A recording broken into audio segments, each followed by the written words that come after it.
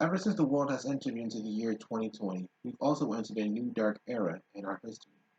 Hello, my name is Khalil, and today I am going to talk about the COVID-19, aka the coronavirus.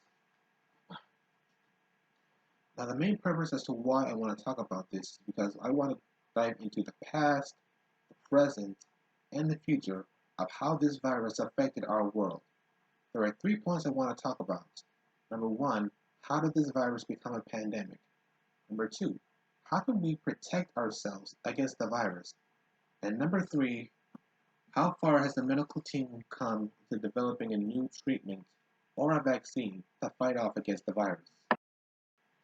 Now let's first talk about how did this virus become a pandemic? Many researchers claim that the origin of the virus originated from bats, as they were a delicacy in Wuhan, China. It's possible that many of the bats that were made into food or any type of gourmet dish may have contracted the virus some other means, either by other bats or by other sources, completely unknown as to how. However, those who have eaten the infected bats could have spread it to other people via sneeze or coughing after taking in some symptoms. There are also other researchers proclaiming that the pangolin could have also been another direct source of the spread of the COVID-19. Which leaves us with one question. How did the virus manage to escape from China and make it all the way across the globe, overseas? Which can only lead to one logical answer. Travel. Air travel or travel by the sea. Most definitely the reason how this virus managed to spread so quickly is because the many who have been affected with the virus could have been aboard either on the trains, on the planes, or on any type of vessel of ships. There had to have been at least one infected person aboard any of these transportations, and apparently they managed to make its way to other countries, including to ours, the US.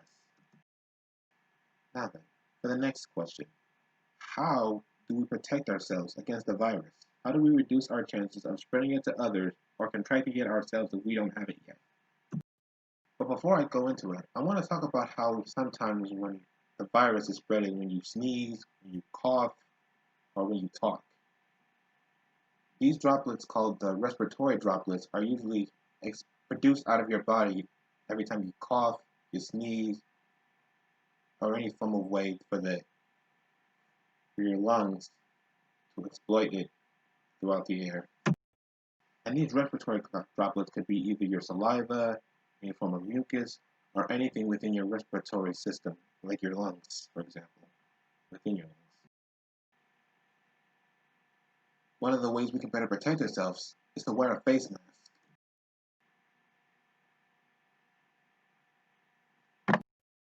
Another way we can protect ourselves is to maintain social distancing, which means every time when we go out, we gotta be sure to maintain a distance of at least 6 feet, because that is basically the minimum range we can ensure safetyness between one person who could possibly be infected and yourself. Wash your hands consistently. Every time when you go out, whenever you happen to find a public restroom, this would also be the perfect chance for you to wash off any possible chance of any COVID-19 particles on your hands after touching stuff. Another idea, which has already been declared in the beginning of the pandemic started, is to stay home and stay safe. Which means if you feel sick, the slightest bit of symptoms, it is highly recommended that you may want to stay home. For if it is the COVID-19 virus, you may want to consider quarantining yourself to avoid affecting others. But if you don't have the COVID-19 virus, but still feel sick anyways, it's still highly recommended to stay home just for your own safety. And the last main thing of how to protect yourself and others from becoming infected with the virus is to avoid traveling as much as possible, which means if you or anybody around you is feeling ill, with any sort of symptoms, it is highly recommended you do not travel or postpone until you are certain what your condition may be. Now let's talk about how far have the medical researchers come into finding a vaccine or a treatment. Currently, our government has not officially issued a new type of treatment that can fully fight off against the virus. However, there have been a proposed experiment of using baricitinib. Originally, it was a drug that was meant for those with rheumatoid arthritis, but research has been able to prove or able to show that it has an ability to reduce COVID-19 recovery time completely shorter. So we may be looking at a breakthrough in how to finally put an end to this pandemic. I'm sure that my whole discussion there may have been a lot of things that many of you already know, but it wouldn't hurt to at least try to review them, just in case there may have been some that you don't know.